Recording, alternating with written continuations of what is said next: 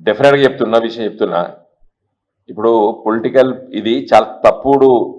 ఈ ఎలక్షన్స్ అనేది ఎక్కడైనా ఎన్యూమరేషన్ ఎవరు చేస్తారండి? ఎలక్షన్ కమిషన్ చేయాలి.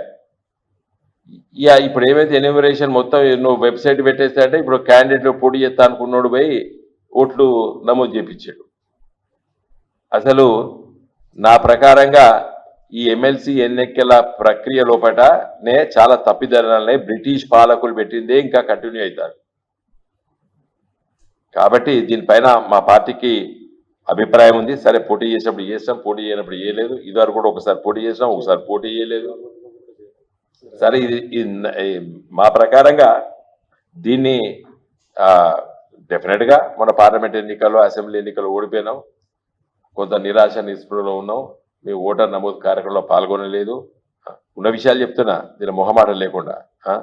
కానీ నా ప్రకారంగా వ్యక్తిగతంగా నేను ఇంకా పార్టీకి అండగా ఉంది, కానీ వ్యక్తిగతంగా నేను చెప్పేది ఏంటంటే ఇది బ్రిటిష్ సామ్రాజ్యవాదులు పెట్టినటువంటి ఎన్నికల ప్రక్రియ. దీనికి చాలా మార్పులు చేయాలి.